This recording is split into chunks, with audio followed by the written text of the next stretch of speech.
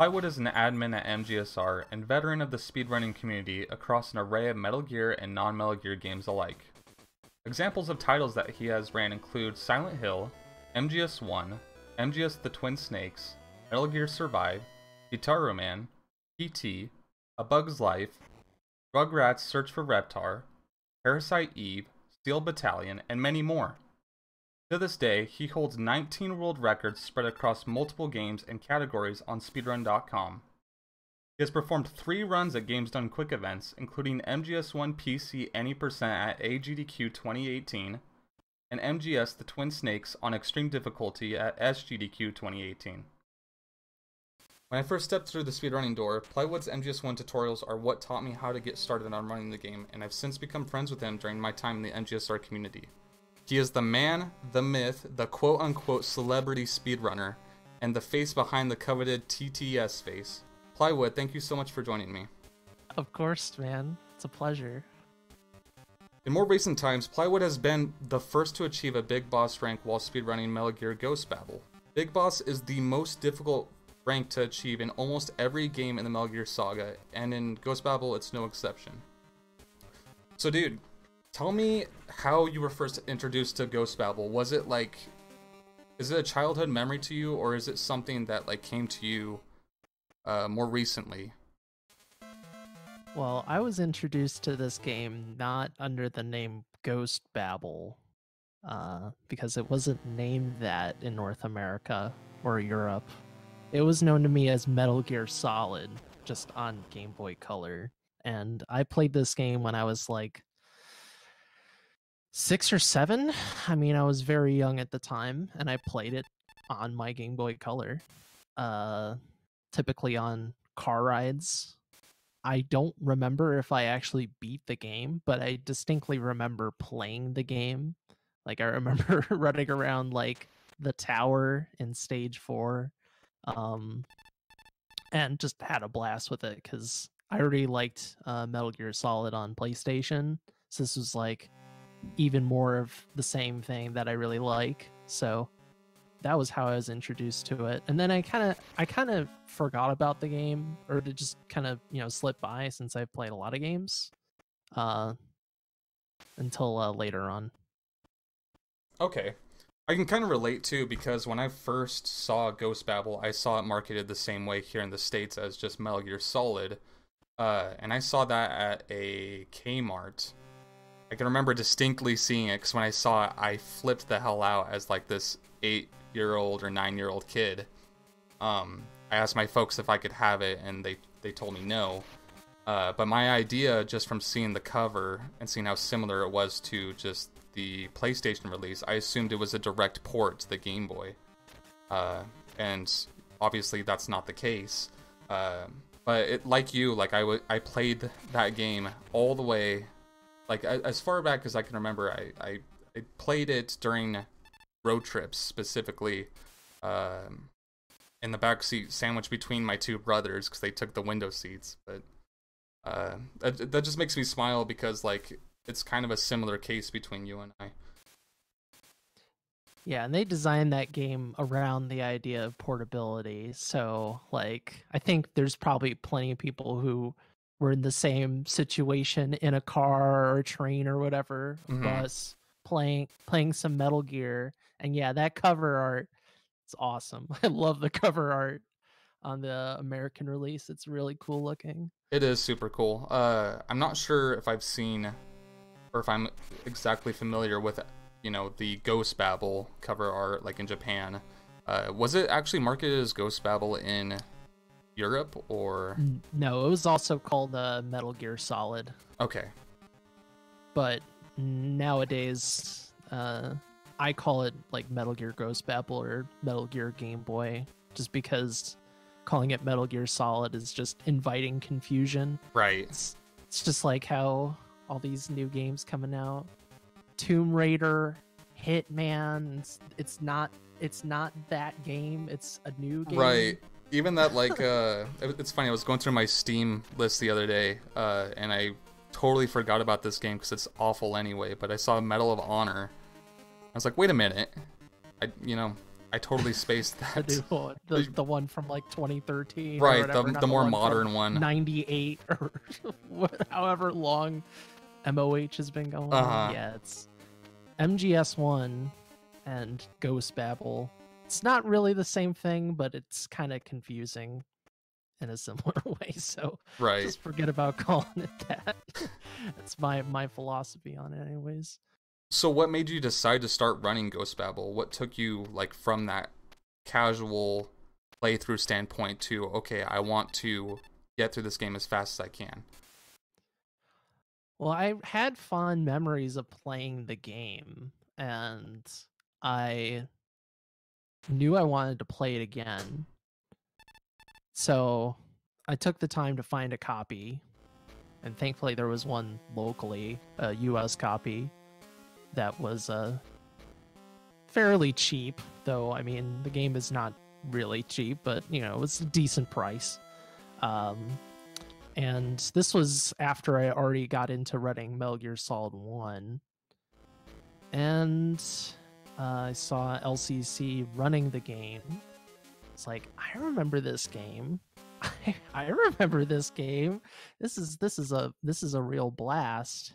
So I played it again casually. I was like, yeah, this game is just as good as I remember it. This game is actually pretty awesome. And the structure of the game being stage-based already lends itself to speedrunning anyways, because the game tracks your progress from stage to stage. So you know how well you're doing. The game tells you how well you're doing. And I saw that the game really wasn't run all that much. So it's sort of a situation of, well, fill the niche. I already was getting into speedrunning after running Silent Hill 1, Metal Gear Solid 1, so on, Rugrats. I was like, this seems like a good new pick, because the game's sweet. I like it. And kind of went from there. Okay, fair enough. That's funny. I mean, I don't. When you think about like how the game ranks you from stage to stage, like you were saying, there's not very many Metal Gears I can think of that do that, and I guess I never really considered that until you mentioned it. But it's funny because like when I used to play Ghost Babel casually, I can't count like how many times it would just like throw me down a pit and just tell me that I'm terrible at the game. Rank terrible at the end of a stage that I absolutely hated, like the cardboard stage, because I took too long on the conveyor belts, or you know, something similar to that. Yeah, first time I played that stage casually, it took me like, the time was like 35 minutes. Right. Yeah, the game does not mince words. It just calls you terrible.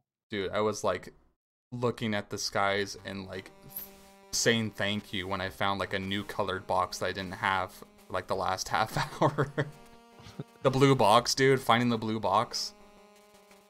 That's a revelation. Then you get to go, and then you get to do trial and error all over again. Right. Use the wrong color and then just send you back to the beginning anyway. Yep. Okay, so you run like a ridiculous amount of games, at least like from my point of view, as someone that's only ran Metal Gear Solid in 2 categories on one platform, and is currently routing another game. But what separates Ghost Babel from all those other games? It's a weird question, in part because like, I feel like a lot of games, unless they're like iterations of one game after another, like let's say like Super Mario Brothers The Lost Levels compared to Mario Brothers 1, like, you know, that's like different levels, you know, it's not like a completely different game per se, right? Ghost Babel, it was the first 2D Metal Gear I ran, so that was already kind of a weird adjustment, going from 3D to 2D. So that's one thing. The next thing that I think separated in my mind was just the amount of precision with the movement, even when you have less movement compared to like a 3D game. You know, we don't really have the same level of control as even MGS1 per se, or it's not. It doesn't feel like that necessarily. Okay. But even under the restrictions of a Game Boy, there's a great amount of depth and precision to the movement. That was like one of the really like crazy things to me when I was learning the game. It was like, man, you really got to be on your movement or else you're going to have some serious problems. And just the speed of it as well, compared to like if you watch like Metal Gear 1 or Metal Gear 2, you know, not to take anything away from those games, but the 60 frames per second of Ghost Babel just gives it immediately a different kind of feel in terms of your movement. And I guess what else would separate it? I mean, just between like the Metal Gear games, it being 2D, it being stage-based, I think that's another big distinction, because there's certain games in the series are based on levels, but most of them aren't. Right. So like there's kind of a distinct nature to each level, where sure they kind of flow into each other since it's a full game, but each level really is its own challenge and its own thing, and you have to kind of look at each of them sort of like an island in a group of islands, you know. Yeah, that's a fair point. Archipelago. It's the Fox Archipelago of Metal Gear runs. Yeah, you're not like islands. You're not backtracking at all in that game, are you? There's no like, I mean, once you're done with a stage, you only progress further on. There's no like revisiting of areas you've already been to, right? Besides the stages that are take place in the same area one after the other, so in a way that is backtracking, but like you can't like go back to the initial jungle area later in the game or anything like that. Okay. So that in itself is quite different. But I mean, the reality is, like, in most speedruns, you're not really going to be doing that anyways, so it's not really that big of a jump. It's like you don't go back to like the helipad in Metal Gear Solid 1. Once you go through it, you go through it. So I mean, casually you can. Right. And Ghost Babel, I don't think you can even like casually go back. Yeah, you can't go back. The only way you can go back is by selecting the stage from the menu and just playing it. But that was totally a conscious decision, rather than having this sprawling game, kind of like how Metal Gear 1 and 2 are, where, you know, it's like this whole interconnected base that you can explore. A maze. They went a different way with Ghost Babel, deliberately. But yeah, and then it's just control. You know, I think a lot of speedruns just come down to control, and you know, playing that on a GameCube controller is a little bit different, and like dealing with that is its own set of challenges. Oh, I bet. Because I mean, you look at other games, like look at MGS1 and use every button essentially. On a Game Boy game, you have 2 buttons for your thumb. You have start and select to do the menuing, because, or hold on GameCube it's different, right? You can Yeah, you can adjust the buttons in a way so that like you're not like pushing your thumb too far, but it is only 4 buttons. Okay. 4 buttons, and then your up, down, left, right, and then the diagonals from that.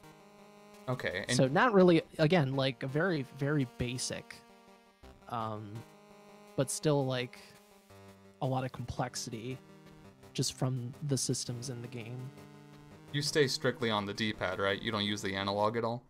I actually use mostly analog. Wow. For Ghost Babel, which sounds very weird. And I don't think everyone really be into that. I think, and if I'm playing on emulator, for instance, I actually use the D-pad. I don't use the analog stick, but I sometimes use D-pad in the run, and that's for if I want to do a very small adjustment, like if I'm like tapping a certain direction, or like if I'm shooting a Nikita and I need to do a turn at a certain time, I'll use the D-pad. But the analog stick on the GameCube has notches, so every direction has a notch, so I really know that I'm going in one direction or another. But it can get a little bit weird since like you want to keep your thumb in a direction, you don't want to like lose grip on the direction you're going and stuff like that. But it definitely took some getting used to, but eventually I find it pretty natural. But it's probably best to play it on a D-pad.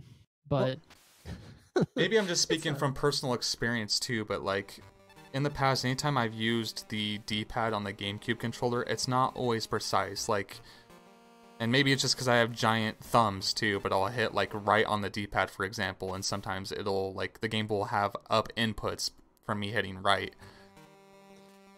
Yeah, the D-pad on the GameCube isn't that great. And there are solutions around it, and it is pretty bizarre. Like on Twin Snakes, I run that game mostly on D-pad, which just sounds completely counterintuitive. The 3-dimensional game, I use the D-pad. On the 2-dimensional game, I use the analog stick. But it's just how those games work, and then I make the decision based on them. But there are controllers like they're expensive though. Like there's the Hori gamepad for the GameCube that's like a Super Nintendo controller that they made for like fighting games and like Game Boy games. That's like, it's like a Super Nintendo controller. It's very expensive though, but like that would be like the ultimate Ghost Babel machine, or like running Resident Evil 2 on GameCube, like a tank control game, because you have this big D-pad, you know, like a Super Nintendo D-pad. But I just work with what I got. There legit needs to be a re-release of that Hori pad, because I know which one you're talking about, and I don't know if it's just from like maybe Smash Melee players that like just buy those out and that's why they're so expensive, or maybe there just wasn't like a wide release of them. They're just hard to come by. Yeah, they're pretty rare, and like they're well demanded for. Like people want that controller, so you can't blame them. No, not at all, because it's got some real perks D-pad wise. Yeah, because the D-pad on the GameCube controller is lacking. There's no ifs, ands, buts about it. It's not not the best D-pad out there. Okay, so it isn't just me then. No, not at all. Okay, so you mentioned, was it LLC who runs the game? Mm-hmm. Okay. LCC, yeah. LCC, okay. Not the limited liability company. See, I'm not familiar with them. The only other runner that I'm familiar with of Ghost Babel is Casino Coin. Am I mistaken, or like is it just Casino Coin and then LCC? Well, these days, yeah. I mean, the community, like, before I came along, LCC was running the game, and he like completely broke the game in certain spots. The Nikita skip, for instance, and then there's been a few people over the years who've run it on emulator, but no one like really investigated the game quite in the same way. There's an emulator task run of Very Hard Big Boss, and then there's another run on YouTube that's several years old now that did a Big Boss run on emulator. It's like an hour long with like 0 alerts or something like that. So it's, you know, the problem is that the game only came out on cartridge. There was no re-release of the game, so you either have to play on emulator or you have to play on cartridge. There's no other ground, which the other portable Metal Gear games like Portable Ops, Peace Walker. Those two games had other mediums to play them on besides like PSP. I think Peace Walker is probably the one that's been played the most just because it came out on PS3 and 360 with that HD release. Right. So, but yeah, LCC was like the person I saw running the game. No one else was really running the game when I came onto the game back in May of 2017, April, May. So could you say that you, in a way, you routed the game, or did you just like kind of follow his route and just expand on that? For normal, I wasn't necessarily routing the game as much as I was improving on the route and figuring certain things out. So certain things are definitely just me. The R5 assault rifle strategy for Pyro Bison, yeah, I worked that out for normal, and that was a pretty big improvement over using grenades. Figuring out how the door puzzle works on stage 4, so it's not just like I'm just randomly pressing buttons. I actually know what the patterns are to figure that out. And then like how the RNG works. Furry2 helped me with that because he was helping me figure out like how to look at RAM values and his Hawk. But I pretty much took a very fine magnifying glass to various aspects of the game, see, well, what can I do once I learn the game on a strong level, which definitely takes time. It's not an easy game to learn. I don't think.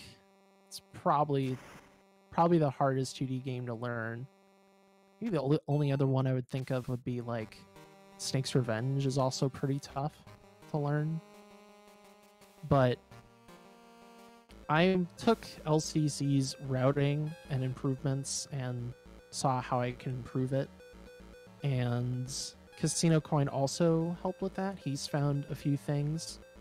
He found a different route for the Nikita skip, and then I took that. I was like, well, I think the way, it's cool that you can do this, but I think I can do it better. And then I found what's pretty much the most consistent way, essentially, to do the Nikita skip, which was pretty good, since before it was a real pain relying on guard RNG in the way we did with how LCC did it. Sort of like a hit or miss method. Yeah, because you had to you're pretty much just relying on the guard to attack you in such a way that you could actually go past the electrified floor for the trick, rather than what we do now, which is blow ourselves up on a pixel perfect spot, then get hit and use the iframe. So it just made things a lot easier and simple doing it that way. I didn't realize it was pixel perfect. Yeah, if you have to go as close to the edge as possible. If you go any further, you're gonna get you'll hit the floor, so you have to be as close as possible. Wow. Okay. So okay. Yeah. So like on those discoveries and additions that you made to running this game, is there anything that like stands out to you as like your greatest discovery? And then like on that same topic, is there anything that stands out to you as like something that was a big hurdle, like the most difficult thing to discover? Well, very hard was a lot of me, for sure. With some advice from LCC and Casino and looking at the tasks for certain aspects, but most of the very hard big boss routing was done by me. And the really tough spots were like Pyro Bison was really tough because he's not consistent like he is on normal. So I had to like workshop for several hours and with some run failures to be like, okay, well, what can I do to make this fight work? Like, work consistently and not be goofy. That was pretty tough because there's so many different variations of approaches, and then you have to like test them, you have to like stress test them over and over again to make sure that they can actually work. And it's like, okay, that doesn't work, I need to try something else. Okay, that doesn't work, I need to try something else. And routing wise, some of the rooms were just very weird to approach. And they just took iterations to really like figure out a decent method or a good method or a better method. That certainly happened a few times on certain rooms in stage 3 and 4 where I thought, okay, I figured it out. But in reality, I just found one method that was actually like not as good as it could have been or not as consistent. And then you come back to it later. And the other crazy aspect of routing it is on very hard, and also on normal to a certain extent, but much more so on very hard, you have to be extremely mindful of your resources, which is true in like a lot of the Metal Gear games, but like trying to think, okay, if I use my chaff on this room, I can't use it on this room. If I use my stun grenade on this room, I can't use it on that room. If I use my grenade here, I'll have one less grenade for the Metal Gear fight. So there's like all these variables that you have to keep track of. And that is like, by far, it's just like a weird mental math game of, well, what is really the best thing to do? So I spent a great deal of time thinking about that. And I'm not going to say that it's necessarily the best it could be, but from like doing testing and like trying to find some conclusions, these were the best methods I could come up with.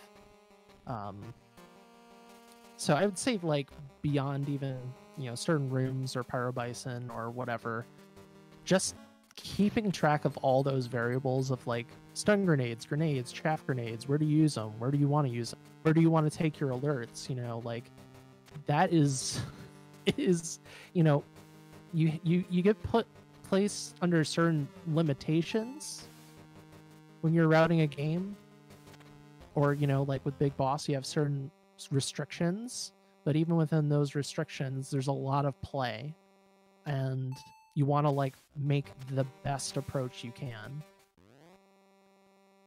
And that's the hard part, is like what really is best. And that can, that needle can shift dramatically as you learn more and more about a game. I can like somewhat relate. I mean, not nearly on the level, like in terms of, okay, so you're talking about like mental math, like on the fly for certain situations that may require some adapting. Maybe like we're saying before, you have to use a grenade that you normally wouldn't use, but in doing so you have one less grenade that you would be able to use elsewhere. And I kind of understand that just from like my experience in running Metal Gear Solid. But on that same note, like there's so much more variability, at least like from a viewer standpoint, on Ghost Babel, because like there's only certain areas that require certain items on MGS1 by comparison. Like for example, you would only use like stun grenades in in any percent. You would only use stun grenades in like Ascension and then in Blast Furnace. But like that's not necessarily the case in Ghost Babel. There's going to be like a wider range of areas where certain things are needed. And then like remembering, okay, I have one less thing here. How's that going to affect the rest of the run? Yeah, exactly. And you have to also, like in a speed run, stage 9 is random, so like the routing there is not consistent, which then also can like domino into, okay, I might be using more resources here, which means I have to adjust in the next few stages. And that's like, it's complicated, to put it simply. I mean, I did a lot of note taking and tried to keep track of stuff so I could, like, so it wasn't all just mental math. I actually wrote down, okay, looking at an emulator, how long does this approach take? How long does this approach take? What if I use the box here? What if I use a chaff here? What if I knock out this guard and not that guard? And so on and so forth. And like I said, it really doesn't become clear to you until you've really put it to the test. For instance, there's a room in stage 4 where I used to throw a chaff, but then I kind of went back to the drawing board. So I was like, I don't like this strat. I don't like how this works. It's not consistent. The variables are not great. Let's try again. And then came up with a strat that doesn't use a chaff, that's pretty much just as fast and just as good, but uses the box instead. So, routing as a whole is about trying to find creative solutions to problems. And the creativity comes in trying to find the fastest method you can, at least. Not necessarily the fastest method possible ever, right? Which is the fastest method you can find, or with others, to solve a problem. Because you need methods that are also, like, repeatable. Like, you need methods that can be executed. Even if they're difficult, they can be executed consistently. Yeah, and that is a touchy subject for Ghost Babel, since, like, if you knock on a wall or a noise is heard, a guard can look around, so that can completely throw off cycles in terms of what you're doing, and then you have to adjust accordingly. So,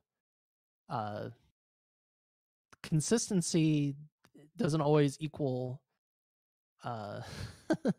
speed, and also consistency is not always attainable, and you just have to know what to do in certain situations. And that was also an aspect of routing, is like, okay, it's also developing the knowledge base of what certain situations can happen on a certain screen, multiplied by, I don't know, 200 screens or whatever. I don't know how many screens are in Ghost Babel, but you get the idea. You just need to be able to adapt depending on the situation. Mm-hmm. Okay. I mean, that's like strong in many games, but maybe even more so in a game like this. Yeah, it could be. I can only speak from the experiences of, I've routed a handful of games or improved the route for certain games. Strongly, I would say Ghost Babel is one of them, and like Steel Battalion's another one. I don't know what else. I'd say MGS1, I guess, but I'm sitting on the shoulders of giants really with MGS1, so I don't want to take too much credit for that. PT a little bit, but like the whole goal with routing is it's a real mental exercise in iteration, reiteration, discovery, testing, scientific method at its core of development. Oh, and I guess survive as well. Yeah, I would also say survive. Can't forget survive. Can't forget survive. No, I spent a good deal of time improving that round. I'm not gonna let that go. So. Sacrifice for the greater good, right? Exactly. All right. Correct me if I'm wrong, but I believe I've heard you say on stream that finishing a big boss run on Ghost Babel has been your greatest speedrunning achievement. What makes running that category so difficult? Yeah, I would say it's one of my greatest speedrun achievements, just because of the amount of time and energy I put into the game between making tutorials, routing very hard, and then doing run. Because routing it, even though you could say, okay, I routed it, you didn't really route it until you've done the run. and then you can see what doesn't work, because there were several things that just did not work. It didn't work with how I play, or just didn't really work in practice. But there's a luck factor to it. With if you make a noise, guards can like look left and right and just screw up cycles with your movement. There's just some very tight windows for certain kinds of movements, certain lines, or lines can be kind of weird to say, but like that's just the route in each room that you move. A false move where you input the wrong direction could just cause an alert, and then your run, like, you'll either have to kill yourself to scrub the run away from the record for the game, or you'd have to continue on. And there's only one alert of leeway. You really don't want to lose that alert anyways, so mistakes are extremely costly, unless they're, well, when I was running the game, I called them whatever mistakes, where even if I made a mistake and I lost like half a second or a second or whatever, it didn't really matter, because it's not going to jeopardize the run. Like me screwing up entering a door when I've already gotten past the guards, it's like, okay, who cares? Like, that doesn't really matter in the grand scheme of things. But like running into a guard's sight lines, not actually knocking out a guard, like you're supposed to punch 3 times. If I accidentally punched twice, that's an alert. Dying on a boss, like that's a huge one. And that a lot of that, like, there's some randomness to the bosses, but it's also just based on your execution. And in a game that plays at 60 frames per second on the highest difficulty, where bosses can kill you in a few hits, and you're trying to go fast, you're not trying to, like, be super methodical. Like, you're pushing the game to its limits, and you're also pushing yourself to the limits, in a way that normal doesn't. Normal still can be very challenging. I don't want to make it sound like normal is not like a simple run, but it is simpler than very hard. So achieving what I wanted, which was a deathless or no unintentional deaths big boss run, it took weeks, weeks of playing the game for hours just to get what I wanted. And it wasn't even, it's not even an ideal, but that's because not only do you have your own execution to contend with and the bosses, but then you have stage 9, which can completely pendulum swing your pace. So there's just a lot of, there's so many decisions you can make. There's a lot of different variations on rooms that I came up with. Some are faster, some are slower. Faster usually means higher execution. Where it's like, oh, I moved a little bit too early, or I moved a little bit too late, I got caught, runs over. So that's, I'd say, where a lot of the stress comes in with running the game. Okay. I'm trying to think about like certain areas that I've seen you struggle with on very hard, and the first one that comes to mind for me is the Hawk Slasher battle. Yes, and that fight is very tough. And that is just a matter of like really knowing the fight and the pacing of the fight in and out. But even then, like, the fight can just completely go against you. Yeah, I've seen where like there's nothing wrong with your execution, it's just like the hawk that he sends out is constantly on you, or like maybe his throwing pattern is unfavorable every single time it's hard to get a grenade in.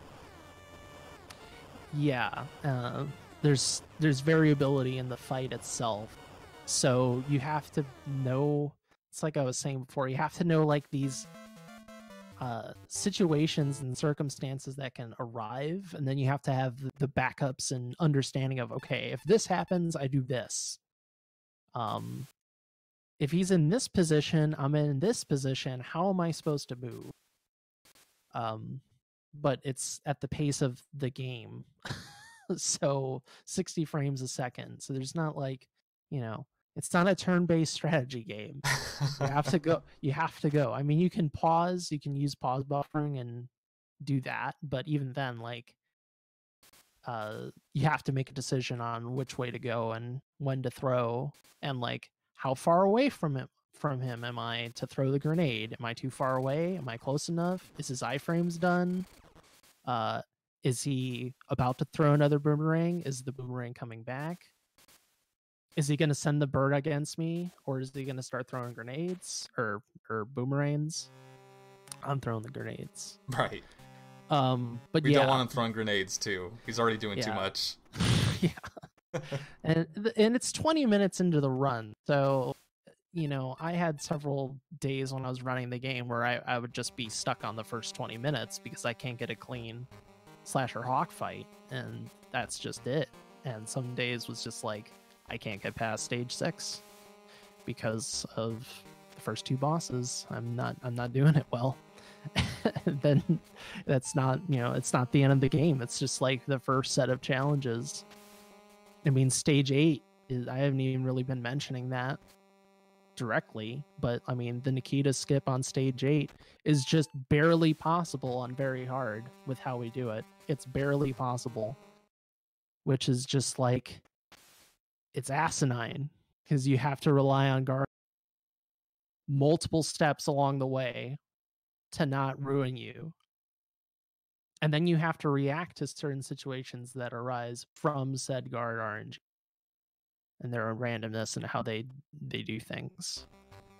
And you have like barely any room for error. You can make like one error or have one error or mistake happen, and usually it's not even your fault. It's just the guards just being mean.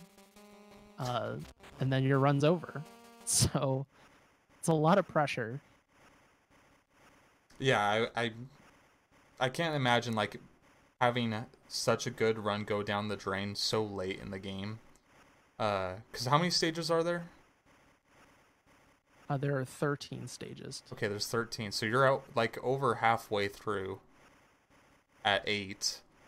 And to have your run go south simply out of like just the guards messing with you, I couldn't imagine.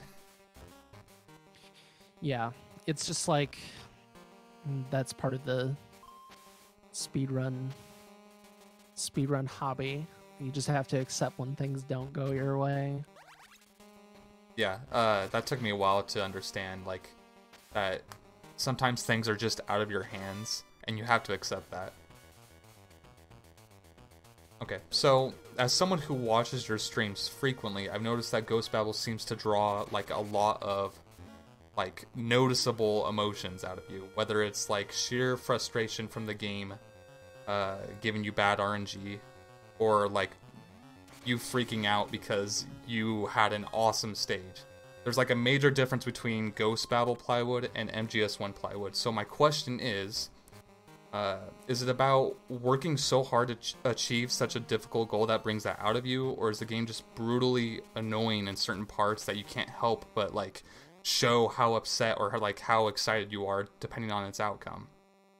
I'd say it's a bit of both, and just like the circumstances leading up to this. I was kind of under a time limit deadline since I wanted to submit this game to SGDQ 2019. So I was just like, I want to get this over with now rather than, pushing it further and further back. And then it's just a matter of investment, time investment, energy investment, where I've put a lot into the game, and then the real test is when you start running it, because at that point it's all theoretical, right? I routed the game and I've done this work, but there's no result in the general sense for speedrunning. where you have a successful run. So with that level of investment and just the difficulty of the run, and I don't want to like say necessarily like, oh, this is the hard game, or this is going to be the hardest speedrun I do, or anything like that, but in the sort of like planetary alignment of the events that led up to my 4329 big boss run, like, you know, getting that run, I almost cried at the end because I was just like, I finally did it. I did the thing I wanted to do, and I got it. And when you put a lot of time into a game and you get the thing you've been waiting for and like struggling for, that's very rewarding. And if you screw up getting the thing you want because of, you know, how the game goes and your reaction to it and all that, it can be pretty crushing, you know. And you know, you want to like try to avoid attaching too much emotion when you're speedrunning, because every time you do a run, it's just another run. But sometimes you just can't help it, especially when you've already like I've kind of become the Ghost Babel runner. I've kind of put that moniker on myself in a way, as far as the time I've spent into the game and promoting the game and showing the game off and all that. So when you have that hanging over you, you know, there's a bit more pressure, or at least sort of self-imposed pressure to do what you need to do. So I totally get that too. Especially when it's like a game like Ghost Babel, because it's like, even from a casual standpoint, it's not a game that is super well known even by a whole lot of people that really do enjoy other Metal Gear Solid games. So like, from your perspective, I'm sure there's been several people that might have jumped into your chat that are like, wow, what is this? I've never seen a Metal Gear game on Game Boy. And like, that kind of pressure can kind of hang over you, especially if like you're the, or one of the few active runners of it. Yeah, you're showing the game to people, and you want to demonstrate the game in like an impressive way. So that just adds a different dimension to it, compared to if you're just another runner in a game that has, you know, 50, 100, 500 people who've run it. Like, it's a different kind of situation. There's not the same kind of pressure, especially because you're not doing the double duty of explaining the game, like the game itself, like why it exists, you know, that it exists, and that you're doing the run. You know, it's a different situation. Going back to that, like, and we were even talking about this before, how there's not very many people that run the game. Do you find it easy to stay motivated to run the game when you're just competing against your own times, or do you wish that there were a lot more active runners playing the game that you could compete with? I'm always happy when people run the game and like want to try it out, because I think the game has such an amazing level of depth as far as speedrunning is concerned. There's so many different ways to run the game. Full game, individual levels, VR. There's a lot there. So, and since I really like the game, just to see someone run it makes me happy, you know. As long as they're enjoying themselves and all that. But it makes me happy because it's like my pet game, or one of my pet games, as far as speedrunning is concerned. What was the the motivation thing? Um, yes and no. It can be kind of hard to stay motivated. I mean, I had a very set mind with very hard. So that was my guiding light, you know? But like with things like individual level runs, because there's a ton of them for just the main game stages and like for VR. Initially, it was kind of hard to stay motivated just because there's so much and it's just me. So like, I could put in a ton of energy and effort into all of that, but then it's just like eventually just kind of say, meh. I mean, I'll do something, but I'm not gonna like, try to rock the world by like grinding this one stage because there really is no competition. Some of the stages I put some pretty good improvements and efforts into for ILs, but not like crazy amount. I'd say my full game runs are by far better than my IL runs. And with VR, I mean, until a few people came along that like really put in some serious work and like tried to improve on VR in the way they did.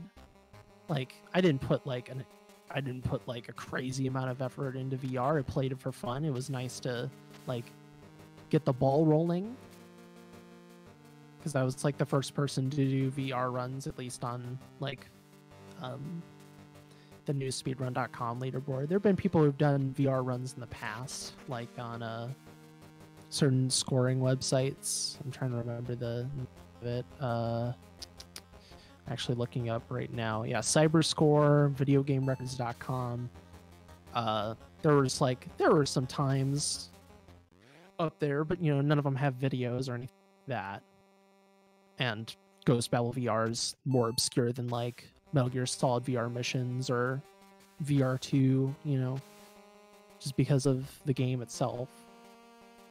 So without other people motivating me and also just pushing the game, Stealth Edge, Bad Humans, Philosopher, Heresy, who've all like, Marlin, who've put in some time to like look at certain stages and like understand the mechanics more deeply. I probably wouldn't have bothered in quite the same way, or just because like there's so much game already there. Like I just didn't see any point in like putting in a bunch of time in VR when Big Boss was still just like a mystery, So motivation is, you have to derive that mostly through yourself when it's just you. If you don't care about the game, then you're not going to stick with it that long.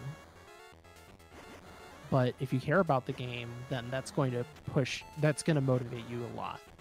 And then other people can make up a huge difference as well. Right. And you've experienced this yourself. That's exactly what I was just about to say. Yeah. In two different ways. You've experienced the motivation problem in MGS1, and you've experienced like a motivation surge with routing Metal Gear Acid New Game Plus.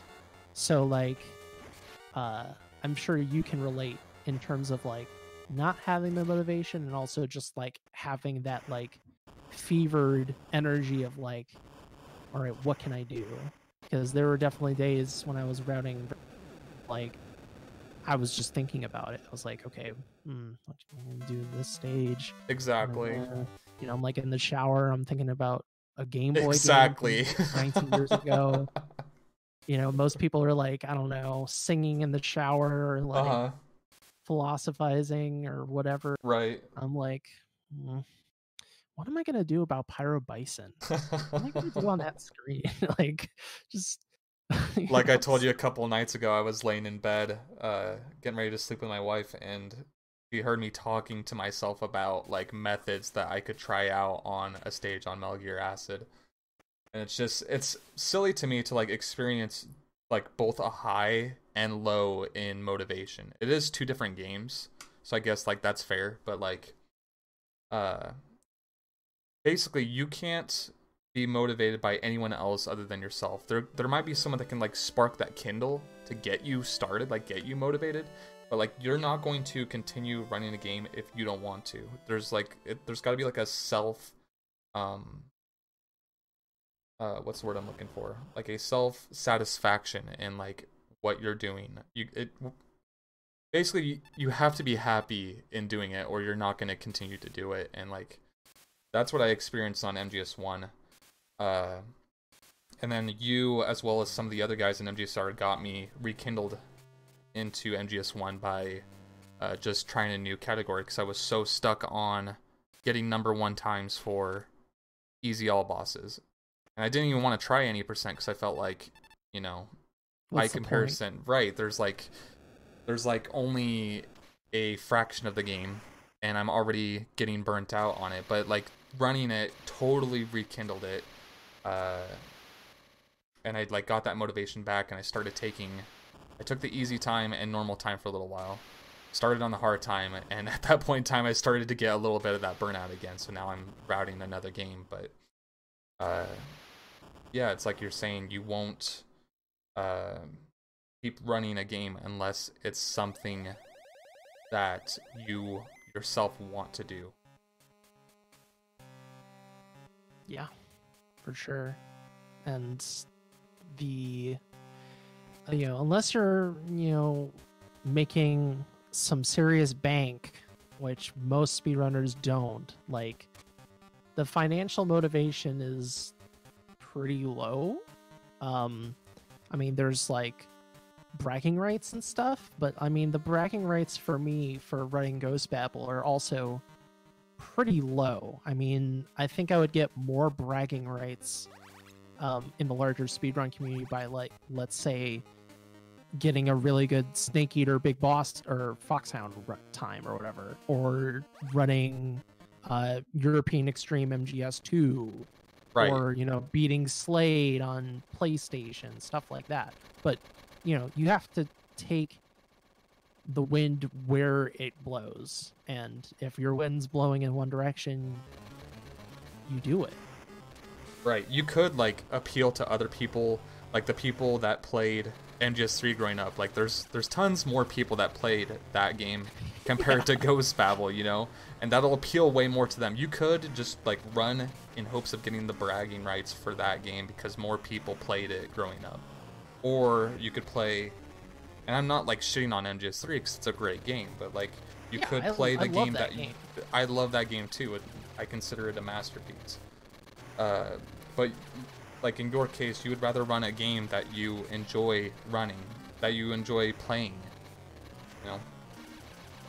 And it also comes down to, if I don't do it, who is?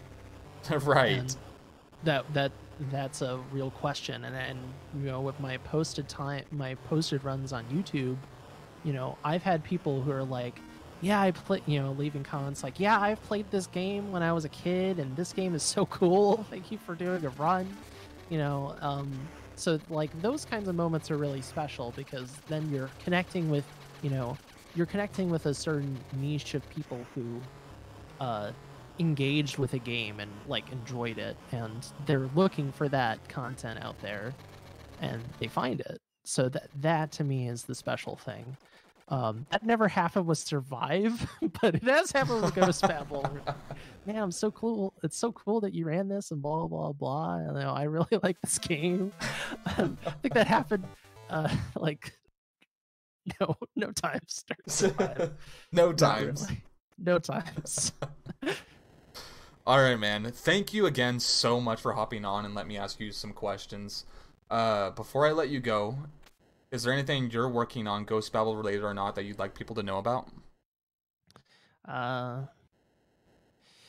after getting all my SGDQ 2019 submissions ready to go, a lot of my energy right now with the hobby has been put into the Metal Gear Speedrunners website, which people might be reading or hearing this interview on. The wiki has been another big focus of mine, trying to get tutorials and information out there so it's more accessible, and there's a database for that kind of thing. Because yeah, I think that I'm a nerd. I think that stuff is awesome. So like, get that stuff out there so that more people can dip their toe in the water, or just if they want to like be like, I wonder how people do this, and you can learn about it. Um, and then with my Twitch channel, it's following those same themes of developing new strategies and improving some of the runs, specifically for MGS1, trying to like really grind that game into a fine pace. And just with any percent console, I mean, it's goes even further than that. Yeah, I mean, like I was saying before, when I got into speedrunning, like, I didn't know hardly much about the run other than what I had seen from Slade's speedruns of the game. So I remember watching your original All Bosses tutorial back in 2017, late 2017. And even since then, like, I know you're now doing science and tutorials on any percent, but so much of that applies to all bosses. It can, like, basically be completely redone to follow so much of these new steps you've discovered. And it, like, completely changes the run in so many ways. Yeah. It gets kind of, to put it lightly, crazy. It gets kind of crazy. But it's rewarding in its own weird way. Because you're engaged, and this is really where the speedrunning thing comes in. You didn't really ask me like how I got into speedrunning, but like you're interacting with a game you really enjoy or like or interests you in a way that you wouldn't normally. And that was definitely the case with Metal Gear Solid 1, where it's a game I've always loved, like one of my favorite games ever. And it's like, okay, I played this game enough. I still want to play it. Let's play it a different way. And then from there, you actually learn, I would argue, more about the game than you ever would not speedrunning it. Because you just really push the game to its limits. So. Absolutely. I mean, I was just telling you this. Like, you've been there with me in my routing of Acid New Game Plus. You've been there almost every single time I've streamed the game. But I even... And I love routing. Like, it's addicting. It really is. It seriously is. Oh, where was I going with this? Okay, so you've been there like almost every single time. And like I remember like even mentioning to you that I played this game for hundreds, if not, thousands of hours on my PSP, like from I think 2005 is when it released onward, like all the way through my high school years. So like middle school years to high school years for me. And yet here I am in 2019 playing the game, and like I told you, like I never imagined playing the game this way. It's like so outside the box. Like even you wouldn't think that like just playing the game as fast as you can, getting through it as fast as you can, would make it feel almost like a different game, but it does. Yeah, like it's kind of a Pandora's box that once you open it up, you can't really ever close it. You want to find more. Like you want to, like if you're routing, you want to keep finding more and more. What can you do to improve the game?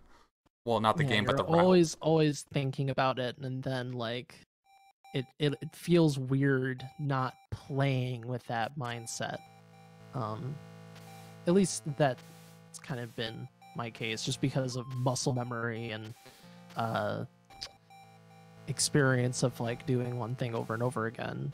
It's like if you learned how to play the piano, and you like learned a complicated song, and you went back to a very simplistic song, it probably would feel a little bit weird in a way to like go back, just because of how much you've developed your own skills and understanding over time. And speedrunning as a activity, as a philosophy, as far as like how to approach it, kind of follows the same way, where the more you do it, the more it's like, applying certain principles, thought processes, and, you know, approaches. It's not really ever just one game. It can be any game. So yeah, that's the the very broad